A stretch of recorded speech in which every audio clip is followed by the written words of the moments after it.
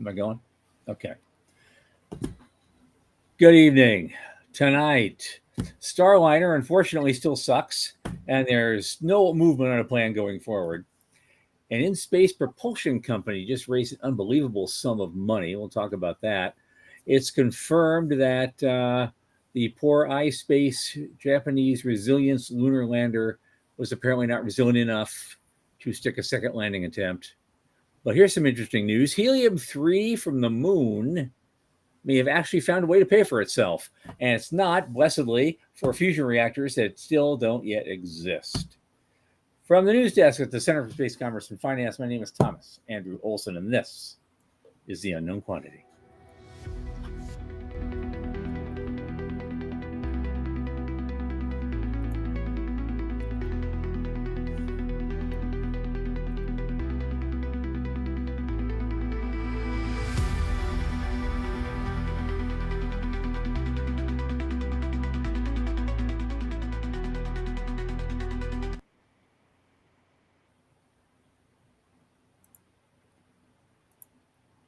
Good evening again. It is, of course, shameless plug time.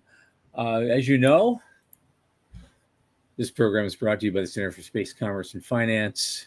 And what do we do? Of course, you should know the litany by now. We champion and strengthen emerging space startups, space scalable SMBs, and space adjacent enterprises worldwide. Through advisory, access, and advocacy across the funding spectrum, our programs fortify business plans and investor readiness for founding teams at various levels of development. A lot of our work, especially this podcast, supported by our listeners and fans like you. So if you go to the QR code at the upper left of the screen, it will take you to our donation portal. Keep helping us out. A little in the tip jar each month, each week, each day makes a big difference. Thanks in advance. Joining me now is Michael Lane from Liftport. Come on in, man.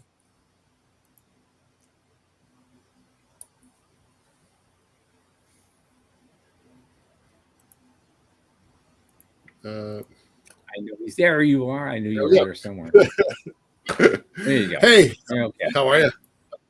Yeah, all right. Getting ready to sue my neighbor. Heard that. Hey.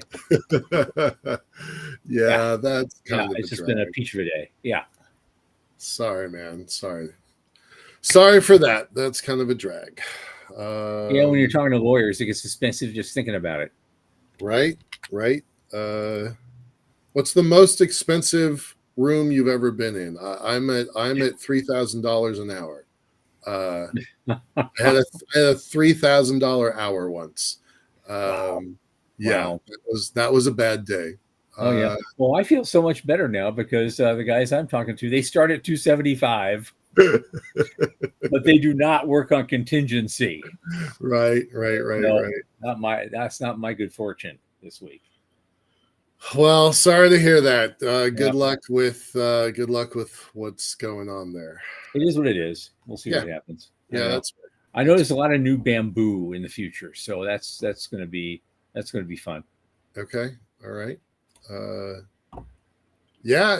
Up here in the Pacific Northwest, there's a lot of wild bamboo, but it's not wild here. It's just somebody from somebody's yard, and it goes down by the wind, and it gets in someone else's yard. And well, some of the stuff you can get here like grows like a foot a day or something. It's just insane. So I'm looking forward to that. That'll be a living spite fence. It's going to be great. 40 feet high by December, like yes. Right. Slow news day. Not a lot going on, but interesting tidbits. I led with, the Starliner sucks, and it does. It's still having the same problems. No one's gotten to the bottom of them. And then NASA can't seem to make up their minds on whether or not the next mission they do fly will be crewed or not.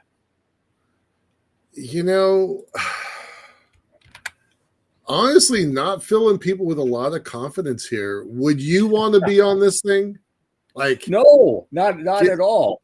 See, the first flight of the Soyuz was better than this. And the Soyuz killed 3 people. But it didn't do it until they were coming home. And it was a bad problem that happened with a single valve, and they fixed it, and the Soyuz has been beautiful ever since. But this thing, my God. Yeah. My God. it's and with all the helium leaks, I keep joking that I'm surprised that when what's her name and Butch showed Yep. up, they all Yep. weren't speaking with that just sucked a balloon voice. Hi. Hi. Yeah. Wilmer and Williams. Yeah. Yep. Sue me. You know, So sue me. Yeah, here we go we're again. Yeah. this doesn't necessarily fit into the show, but recently, Boeing used to be headquarters. It started here in Washington State, and there was a big article about a week ago about how moving to Chicago costs senior leadership their kind of hands-on walk the floor relationship with the workers, Yeah. and that there have been, I mean, this is like 20 years ago, so I don't know, man. I'm not going to diss Boeing, but I'll say that I'm pretty unimpressed by this particular effort, right? Yeah. I mean, what else? What, I don't know that there's anything new to say except, it's 2 billion in that Boeing has charged more than 2 billion, and we still don't have anything that was dependable. Right. And interestingly, when this project first started, how many years ago was it now? I was actually defending them. I was rooting for them.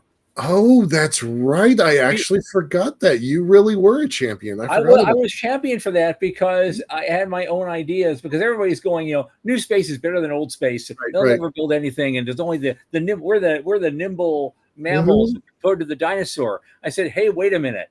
Even a super tanker can do a U-turn with enough time and patience. Right. Okay. And that was the metaphor I used. Maybe these guys will have a shot. Maybe they can make something happen. And they came this close. Close. Oh God. It's a good analogy, right? It's like that. That's the kind of thing that gives you a little bit of hope. I remember you saying that. I wasn't very convinced, but well, I was as convinced as I could make myself. I just wanted to, make some noise, but probably more than anything else. Well, they made a liar out of me.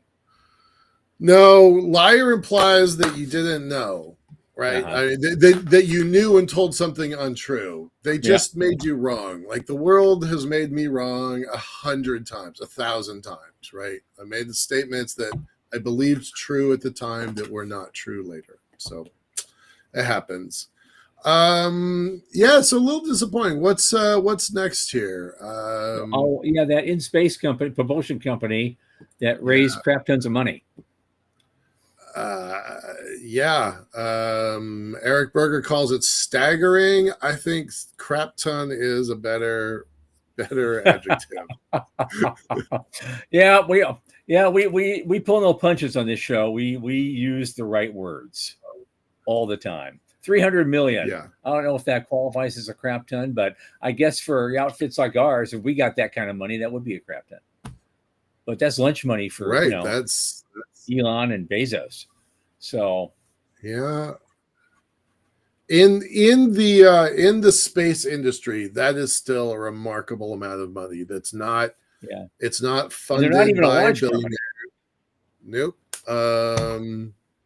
That's actually pretty surprising. That says Sean, our producer, is always talking about in-space propulsion is a component of the larger cislunar econosphere. Getting up, we know how to do. Coming down, we don't really know how to do very well. And then propulsion inside, in orbit. That's what these folks are aiming for. I think that's pretty interesting. This is the thing that I didn't hear in the news, though. This 300 million follows on a prior 150 million. That's not a day that they have 450 million dollars, and it's not a launch company. But here's something interesting. It ties in with what we do. this company, what they're doing, they call it Leo Express 2 or something, but what they're doing is providing last mile services for spacecraft launch as part of rideshare missions. Well, guess what? In one of the finalists in the Paris BPC in 2022 was a company from Poland that wanted to do the same thing. No kidding. Yeah, I think they're called Prospero now or something, or Prospero. They're they're based out of Poland, and I even advised them for a while. I really like them a lot. Okay. So I'm interested to see that, but these guys got the funding, and those guys got some too. They're just doing Europe-based stuff. So I don't. Right. They got a few mil to do some things with. I don't know how far they've gone. I haven't checked with them for a while, but I think that's interesting that So these people are competitors technically. Well, looks like they've pulled ahead. The more that they're, the better. When we first started looking at the lunar elevator, our first design reference was 2000. It was pretty fluffy in 2010, but it got pretty good by 2012 and 13. And by 2015, it was reasonably solid. There was no way, and I mean no, like the word is impossible. I don't use that phrase lightly. There was no way to get from Leo to L1. Nobody in the world had the capability to get where we needed to go. So out of our budget, we budgeted $200 million in a partnership with University of Michigan, because they had the largest solar electric propulsion engine in the world, to move from Leo to L1. And we were going to have, as part of our business model, a space tug business. So these numbers are not wrong, right? These are in the right general ballpark. You're about where you need to be. Right. Given 15 years, given 10 years, I love that they have in-space propulsion and it's a thing, right? I'm not saying these guys are doing a tug, although I do wonder if that's where they're going. That's not what their article says. That's just my supposition. I want to be clear about what we know and what we don't know. But sure, well, I imagine the people who put 300 million in them know where they're going. They know quite well where they're going. They're just not talking about it. Right. Yeah. That's a big bet. Wasn't Mueller something reasonable in their hand? Wasn't Mueller one of the very first SpaceX employees at all? Like, first 50 in the door or something like that. He sounds familiar. Yeah, I kind of feel like I know that, but I don't think it's in the article. So I don't know. Somebody can fact check me on that. But I think it's true. I think it's true. Yeah. Pretty cool. 300 million. Yeah. There's some the folks at Payload, the media site Payload, is wondering if this is the biggest raise of the year, or is there going to be something bigger than this? Well, this will be we'll see. I mean, because we're only like 5 months and 9 days into the year, so we're not even halfway there yet. Right. So things could happen. Usually, if you get if another big hit comes in, it usually comes in September. Yeah. Around that time. I said yes. I think this is going to be our win for the year. So hopefully more. Okay. Yeah. There we go. Oh, poor ispace. This is the second time they have tried their resilience lander, and it wasn't resilient enough. It would make a bad joke, but it just is it just. Sometimes I wonder if it's just about, these things are too long and skinny and their mass balance changes because the moon's gravitational pull is a lot less, and that's messing them up. And because the balance is wrong, then they just can't maintain that when they're trying to land, and the thing falls over because it's top heavy or something now, when it would have been perfectly fine in a higher gravity environment. I don't know. That's what you got from Symposium, Yep. right? Like there was that failed Yep. lander during the weeks of Space Yep. Symposium. So you're wondering if apply that same Right, knowledge because to the this. Firefly Oh, lander is interesting. relatively squat, and squat Right. landers, squat, fat at the bottom landers seem to do pretty well than tall, skinny ones. So that would be an interesting thing to. Todd. Well, and by the way, we'll get Doug Plot's question here in a second. But I can't see Jason anything in the on chat my screen tonight. I can't see the oh, the comment flow at all. There's nothing. It's just a blank screen. Curious. All right. Well, It errored out there's when a I good first comment logged from in. Doug. Nothing. Weird. All right. Well, Plata's got a good question, so I'll answer that in a minute. But Jason is Jason's asking about making the point of 4 down and 20 to go. That's lunar missions. So you're right. Like there is some optimism here because there's still a lot of missions on their way to the moon. Our track record's not great. It's not terrific. This is going to make for an interesting conversation that I'll probably have with David Livingston on the year-end wrap-up show. Probably good. Yeah. It's going to be a major topic. All the probes we threw at the moon this year, and we'll see how many actually get there and make it. I did a little bit of looking around for my own pitch deck, and I'm not satisfied with the answer because it's inaccurate information. So don't hold me to this. But recently, it looked like it was a 45% success rate. So that's not great. Like I wouldn't go to a dentist that got a 45% success rate. So yeah, this stuff is super hard. And I remember the Japanese crash. I remember it. It was tough. It was tough 2 years ago. I didn't watch this one actually, but yeah, that was rough. All right, let's talk some more about the moon. Well, okay. I kind of love this article. I have a lead in for this. Okay, because this is one of the 3 main subcult religions of space advocacy and space activism. Helium-3 mining on the moon. They always say it's for fusion reactors that don't exist. And right up there, of course, is the $1 trillion asteroid that we're going to mine tomorrow, and space-based solar power that we're going to be waiting for another probably 20 years. There might be a 4th one, but I'm not going to mention it yet. Space elevator. We got a cult. There's a cult of space elevator. Well, there is. Yeah, I was gonna. Yeah, that's okay. That's it. But but okay. All right. Okay. Yeah. Preach, brother. Okay. I know this one. Culties have been flocking to that banner just as well as all the other guys. Yeah. So okay. You do the mea culpa. Okay, I'll fine. Okay, fine. I don't mean it without love, but it's still. I was the cult leader for a while, right? I know. Right. My only fear is you might be raising another generation of cult leaders.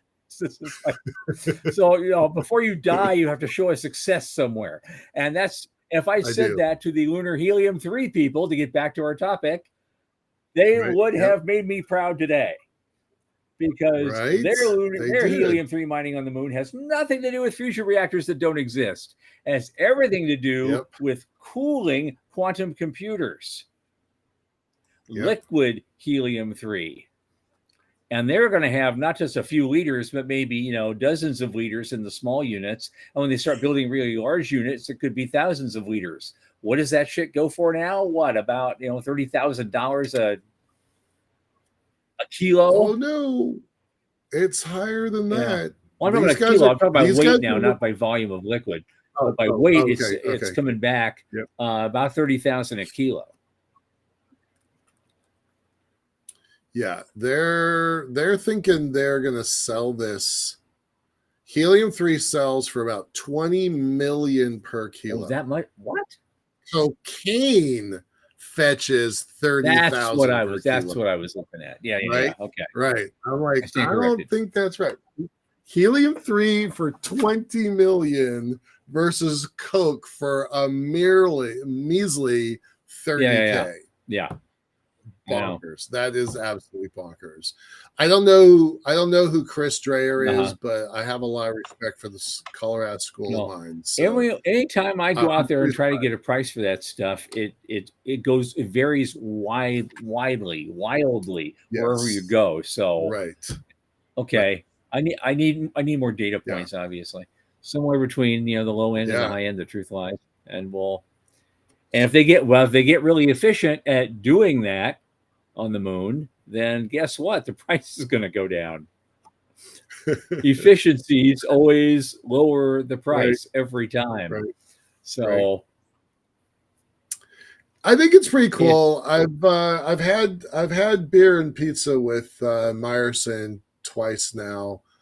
Smart guy, former yep. Blue. He was the guy who took Blue from 50 people to 900 people or 1,000 people. Like, so I mean, he was there for a long time. I'm pretty impressed by him. I wouldn't have picked mining helium on the moon as the first thing you do. Like that just, I do wonder if it's kind of like wasted talent. Yeah. Yeah. Yeah. Yeah. So I'm a little surprised, not wasted, just like directed in the wrong place. So Sure. I love it. I wish him luck. He's local here. So um, I have hope. I have hope. All right, we're getting some notes from our producer to move on. All right. Okay. Well, we only have one thing. It's just a quick visual. If you want to put it up there, that's fine. If not, we What do can you got? do. Yep. Well, just because we're always having all these budget debates going on, Yeah. we thought we'd show everybody a lovely, lovely picture that shows what an $8 trillion federal deficit looks like. I did not load that one. Well, then you should have. I saved it just I for you. I wanted it. I did not. You sent it to me. I put it in my notes. I will get it. I will get it right now. My fault. My fault.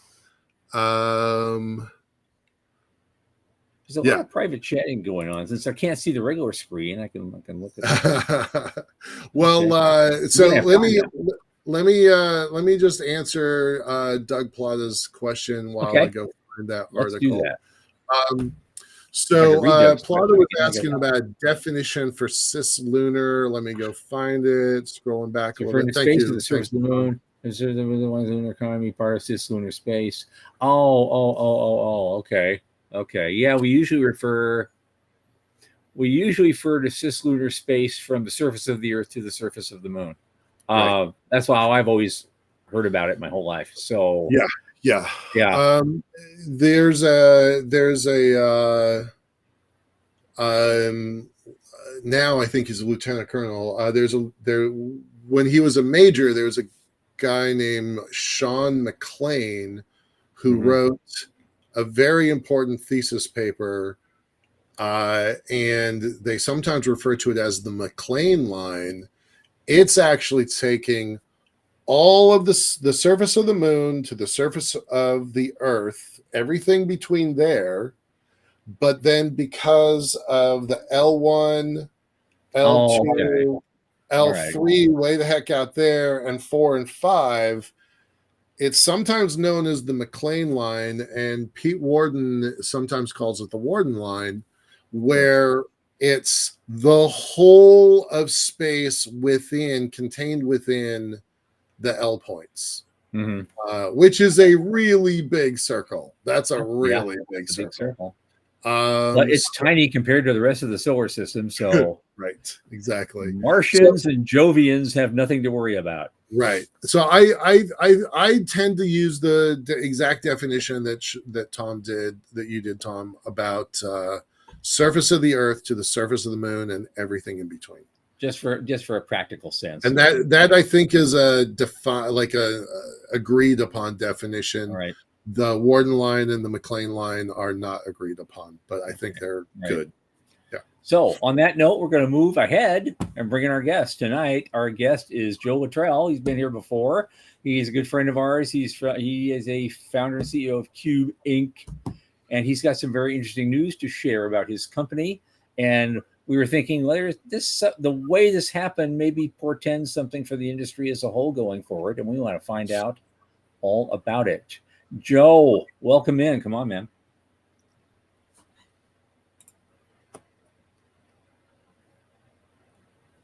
We got your name up there, dude. You have to show up now. There he is. There he is. Good to see you, man. Good seeing you. Thanks for having me back on. I appreciate that. So you had some been a weird adventure this last some month. big coup in the last few days. Tell us all about it. Come on. Yeah. Fill us in. I know it's an exclusive, so I just got. Okay. Well, it's I just got back from the United Kingdom. I was there for a week for our latest project. We are working with a group called Ofwat, which is, I guess, the Office of Water for the UK government. And they've given us a grant to develop satellite technology for looking. Now, this sounds kind of mundane, but the reality is water is the second most precious resource we have on planet Earth. And we're not taking good care of it. And they've recognized this. If you've seen any of the papers in the UK, the water industry gets bashed on a regular basis. And they're looking for a way to solve some of the problems that are inherent in their systems. And so they held a competition. And the only company that received more funding than us was one doing drone work. So they're doing some experiments with drones as far as water leakage detection. And we've decided to up that game a little bit, and we're going all the way to space. Awesome. That's super cool. I'm going to post the article here. By the way, shout out to Tom and the Center for Space Commerce and Finance. Space in Africa was our one of the companies that came through our competition about 7 years ago or so. So shout out to them. You're going to build satellites that monitor water in the UK. So tell us about that. Like, how did that happen? What's this about? What do you get out of it? What are your plans? Okay. Well, one of the things, I have a bit of a background in water. I spent a few years as a water quality, call it an engineer, technician, whatever. I think it's just, shorthand for somebody who runs around in sewers. Mm-hmm. I spent a good deal of time looking at water treatment and wastewater treatment facilities throughout the 8 states across the northeastern United States. And water quality in the United States is some of the best, but also at the same time, it's in dire shape. Now, the UK is different. In the United States, we have close to 16,000 water districts. Yet in the UK, they only have 17 water districts. Oh, okay. So they cover much larger territories. They're responsible for, the condition of the water for a good deal more people on a per company basis. And that has led to some issues, the way they were managed, the way they replaced all their gear. It's just caused this back. Sometimes it can be weeks or months before they're able to find some of these leaks. Some of them are deemed too small to worry about, and that's not a good thing. Realize that in most places, we waste anywhere between 20 and 50% of the water before it gets to your tap. Okay. Wow. The UK is on the higher end side. And that's water that we need to be managing better. The reason these numbers are so bad is, people don't think about it. You turn on the tap, you get a glass of Right. water, Take it for granted. you go about your day. You take it for granted. It's a very cheap commodity. So we see it as just another resource that, is always there. But the reality is it's not always there. There's a lot of work that gets that water from a raw state into your tap. And that has a cost to it. And that cost is going up. And that doesn't include infrastructure upgrades. Well, Yeah. let's just say that 100 plus years of plumbing is now needing to be replaced. And you got to find Are you sure leaks. it's not 2,000 years worth of plumbing? Because I'm pretty sure the Romans had something to do with the UK water system. So. Yeah, I wasn't going to go there, but yeah, some of the plumbing's been there for a long time. I'm hoping they're not using the stuff from the Roman era, but yeah, hey, you never know. Line. That would be kind of dangerous. We got a question. I know the answer, but I want to give it to you to answer. Is this suborbital tech that you're using, or going all the way? This is fully orbital. This is low Earth orbit. We're running usually between 350 and 450 kilometers up. So that's a sweet spot for our gear. We get about 5 meters per pixel there, and say, well, what kind of water leak can you see? Well, there's a huge temperature change when there is a water leak. It's usually very, very visible both in the summer and the winter time. There's also vegetative states that change. The vegetation around has a color shift to it. This can also be used for looking at algae blooms that can cause problems with the water. You don't want that. You really don't want that. You don't want that in your water. Right. So there's a lot of use cases for it. The primary one is the water leaks. And if you have a main trunk go out, now, mind you, in a city, this doesn't matter. You've got enough eyes on it that somebody's going to notice that there's like water leaking out of the road. That's typically how we find them in the United States. But out in the rural areas where there's not a lot of eyes on a water leak, it can go for a long time before it's discovered. And the objective is to discover those faster.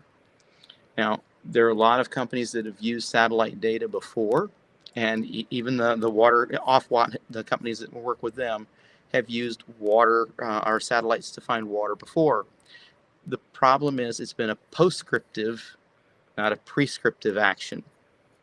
And so what we're bringing to the table is a way of getting the information down faster, getting it correlated much quicker using our AI systems, both on satellite and on the ground, and getting that information to the people who need it, mainly the folks who are in charge of the water itself. So there's no huge pipeline, pun intended, to get the data from our satellites to the engineers. It goes from our satellites directly into their systems via API, and now they can act on that faster rather than looking at satellite imagery 6 weeks after the event has already taken place. Sure.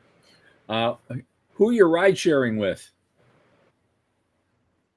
We are flying on InnoSpace for this one. We'll be on their second bird. The current plan is for an October launch. That's what they were targeting. I don't see it going too much. We all know how new companies go with rockets. It takes time from the first rocket to the second rocket.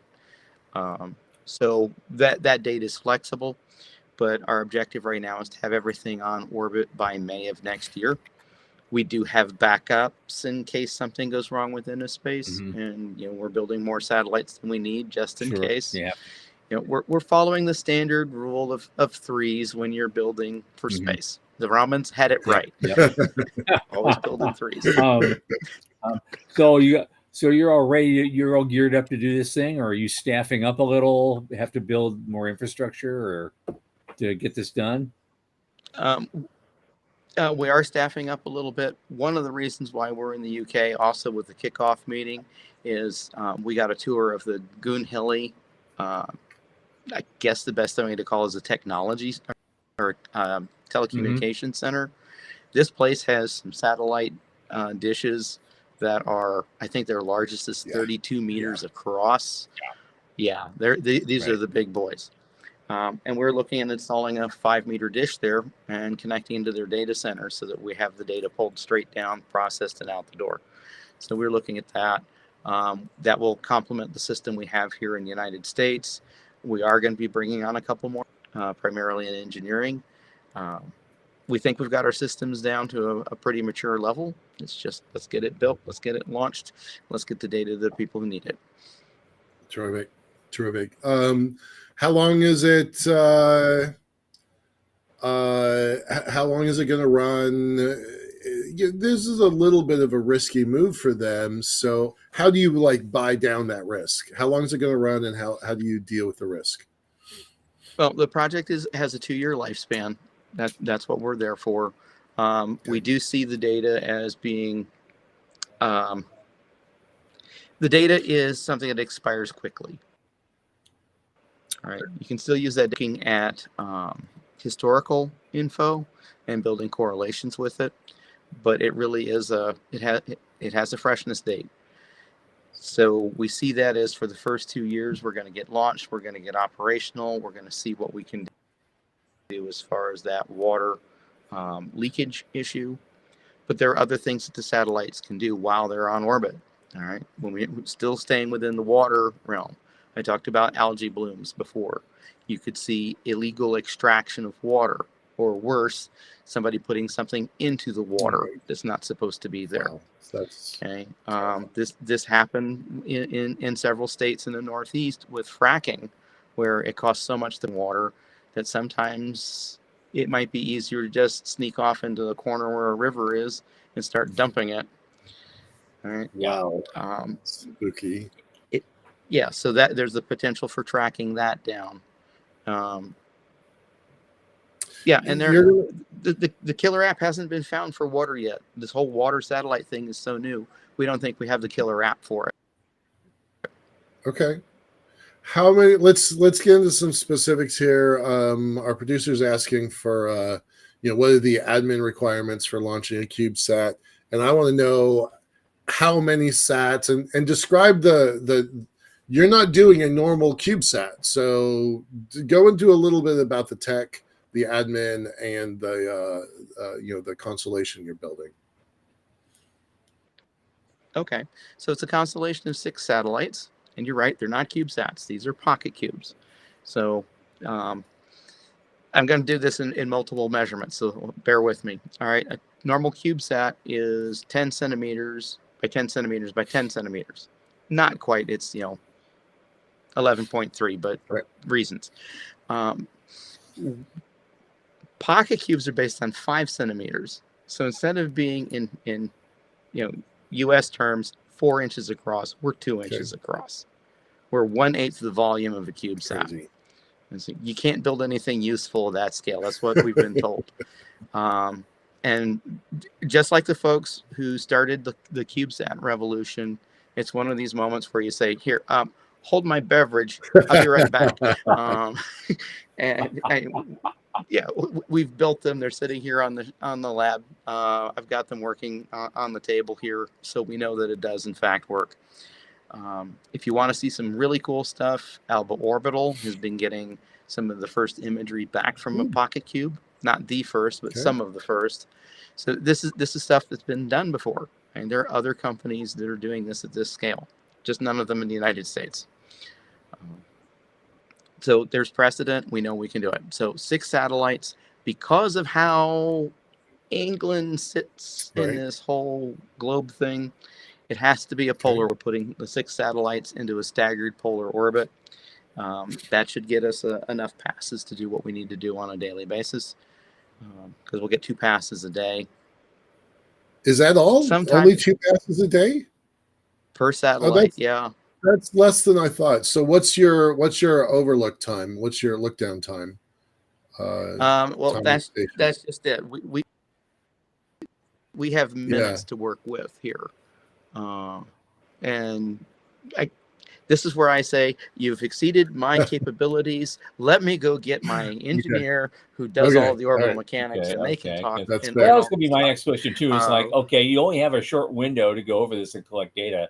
Is that enough, to work with until the next pass? It is. Okay. It is. Okay.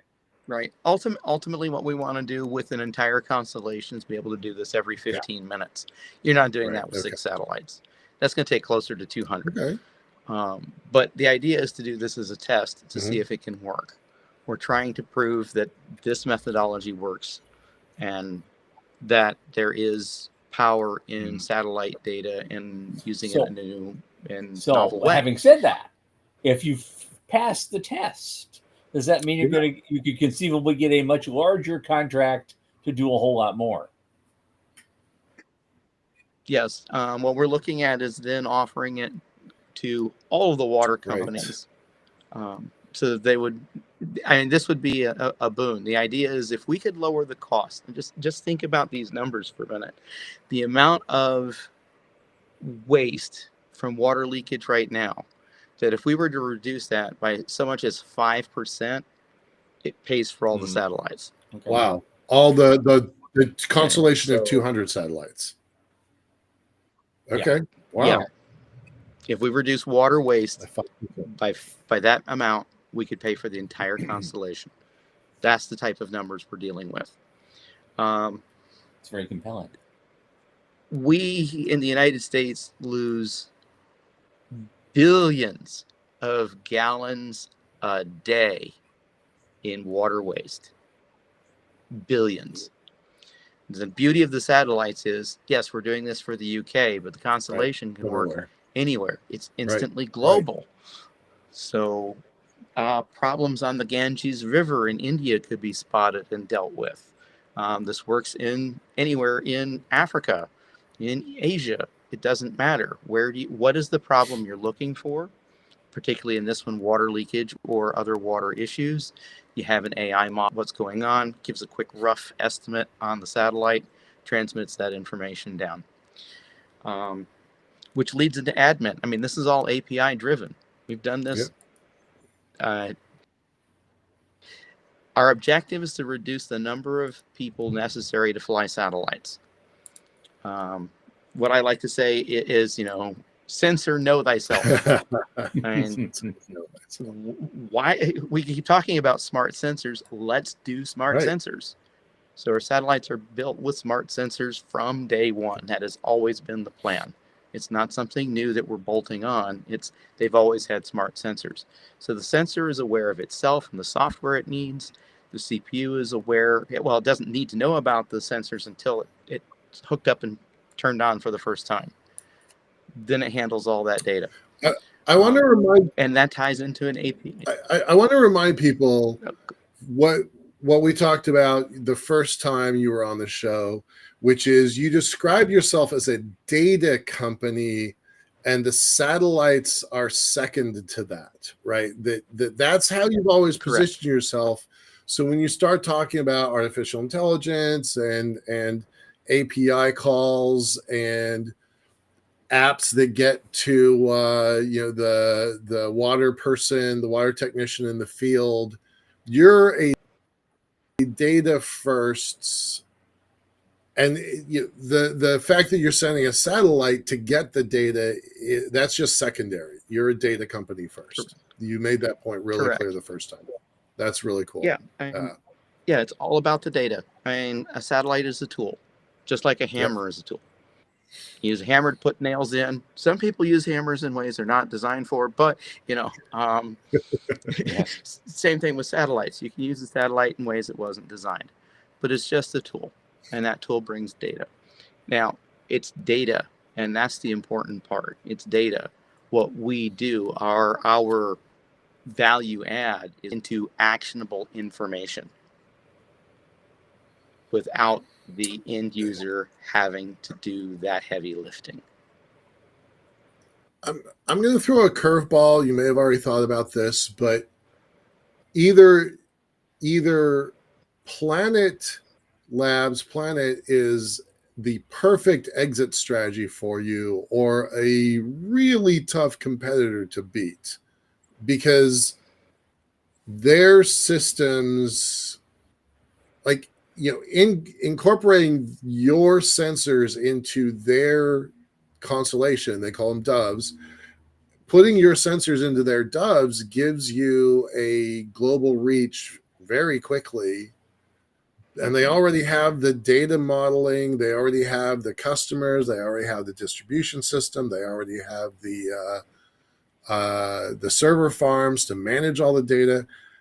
I'm curious, like, how do you deal with the planets of the world? I know they're not looking at the same thing that you are. I understand that, but it doesn't take much for them to integrate your sensor or an equivalent sensor into their constellation.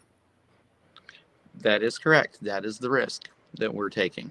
Our objective, though, is to get the cost or price point that makes it very difficult for even Planet to come and catch. We want this is going to really infuriate. Going to state it like this: we're not looking for the easy sell. Okay, there are plenty of companies that will, you can go in and you can sell all this data to, and it's real easy, and those are cash cows kind of thing. We're not after that. Okay, my firm belief is that there are an entire layer of individuals, corporations, and municipalities that could use this information, and they can't afford it. Right. Okay. So our objective is to knock that, what we call price per square kilometer, so far down into the basement that people who've never thought about using satellite information now can. Nice. Okay. Nice. I love that. I live in Eastern PA. The average farm size here is less than 200 acres. Do you really think that a farm of that scale can afford satellite data if they're talking with Planet or Maxar or Satellogic? Right. Yeah.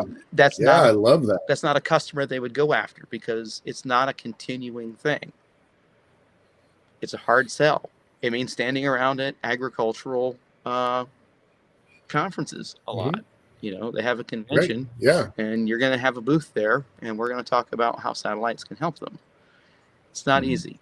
Nice. But I suspect that market is larger than the current satellite market in its entirety.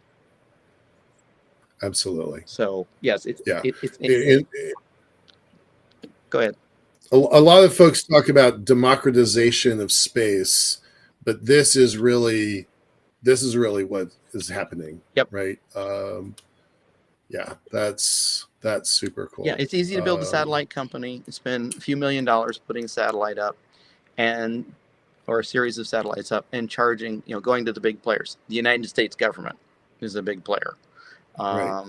National Reconnaissance Office, you could, or DOD, you could sell into those groups. And if one of them comes along and says they want our data, that's fine. I'll sell to them as well. But the objective is to go to the people who have never been able to use it before and make something happen there. Okay? Ultimately, what I want, my final end game for our systems is I want you to be able to go on an app on your phone, push a button, it takes your GPS locations and sends it to us, and the next satellite that flies overhead takes your picture and sends it to you. Nice. So from the time you push that button to a live image, 30 minutes. Now imagine what you can do with that. Okay. How about mining? Mines are very, very carefully monitored, but they're not checked on a constant basis. Things happen.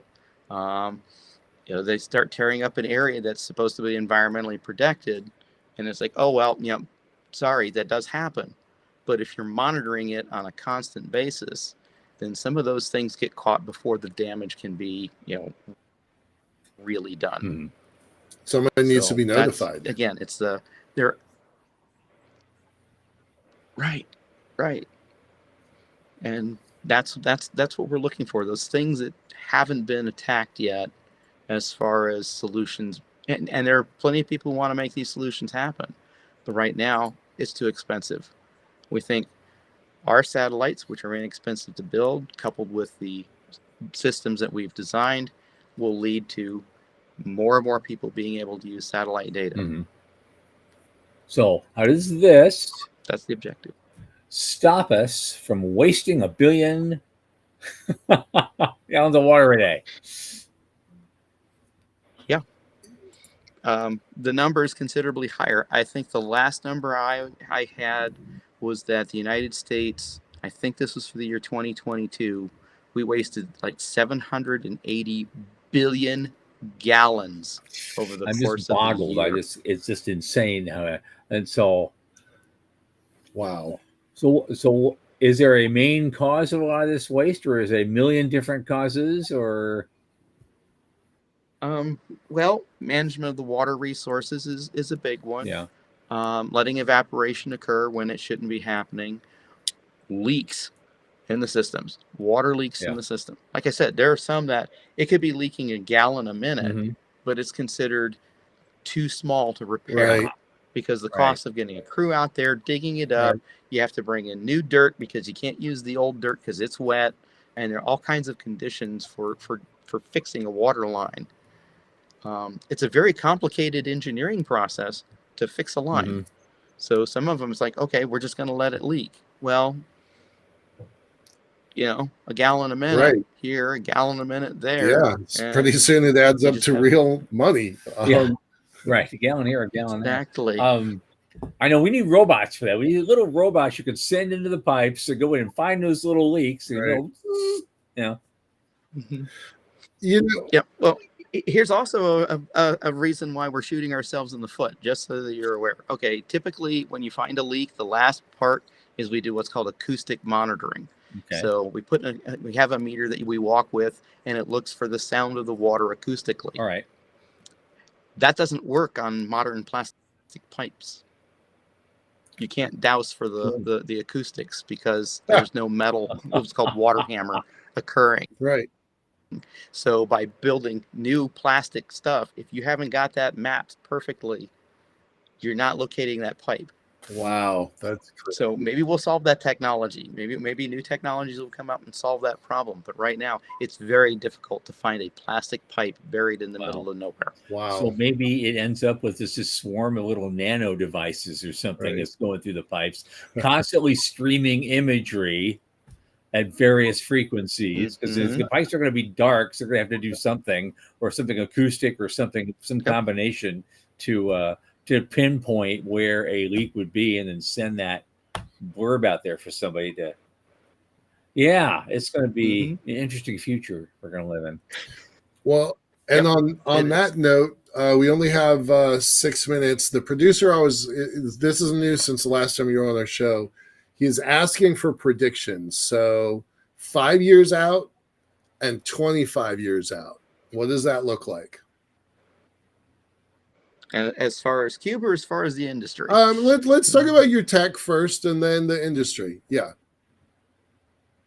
Okay. So from our tech, what I really see happening is we're going to start using swarms of satellites. So right now what I've described is all single satellites. But imagine if you had a swarm or a cluster of say 6 to 8 satellites, and instead of just using UV to near IR, some of them are equipped with synthetic aperture radar. Cool. Like, okay, well, you have out of those 6, 1 emitter and 4 of them are receivers. Now you can use what's called bistatics. Imagine the quality of the imagery you would get back by using that computational methodology. It's similar to what we're doing now, but we're placing the satellites only a few kilometers apart instead of thousands of kilometers apart. So your resolution changes. But I see the cost of those components getting so cheap and launch getting so cheap, and I'm going to use cheap instead of inexpensive because at that point it's cheap. Yep. Where we will be able to put satellites up in VLEO to get better imagery and get the job done much faster with more accuracy. I see that coming. You'll start to see that in 5 years. In 25 years, I would hope that we have a good management of our water system. We don't need to worry about this. Straight up, I figure that Cube will be acquired by a bigger company that wants to make things happen. So our tech is going to go to that cutting edge. We've already started talking about what we are going to do when that happens. But we've got our second, third, and fourth generation of sensor systems already in development now. Brilliant. We've got some cool stuff that when the time comes, I want to let the world know, because this is some awesome tech. Okay, I have to keep my mouth shut. But okay. As far as the industry goes, I hope we do get a handle on it, because if we don't, we're sunk. A human being can go for 7 days without food. You cannot go more than 3 days without water. Right. And we let the bulk of it go down the drain, both literally and figuratively. That's so bonkers. That's Yeah. insane. Yeah. Yep. There are other areas that are just as bad, and you don't want to know. The average person does not want to know. Right. Oh God. Okay. And when you flush the toilet, it goes somewhere. Yeah. Yeah. Well, I remember those horror stories from the fracking in Pennsylvania and upstate New York, and people had this brown stuff was coming out of their tap. It was yeah, it's pretty bad. Or their tap was catching fire. That was the other one. Yep. Yeah. That's due to methane overload. Yeah, there are all kinds of weird things that can happen with fracking if you're not careful. That needs to be better monitored than it is today. Love it. So someday we'll have better energy wink, sources. wink, nudge, nudge, shove, shove. Right. Yeah. Okay. Well, on that note, Joe, I think the next time I'm going to see you will be at ISDC. That's coming correct. Up about Be there in a week and a half. Yeah, it's coming up real soon. Yeah. So that's going to be fun. You'll have a lot to talk about on your presentation. So we've got a whole business track going on, and Joe's a part of it. And Michael was going to be a part of it, but he screwed up his leg. So I'm healing, but I don't think I'm gonna be able to pull it. Yeah, doing backflips. Yeah, probably not. Oh, you will eventually. Right. Right on. Okay. Joe Latrell, always a pleasure to see you, and we'll be seeing you again real soon. All right. Thank you much, guys. Appreciate it. Absolutely. Bye-bye. Thank you. All right. Take care. Bye. Yep.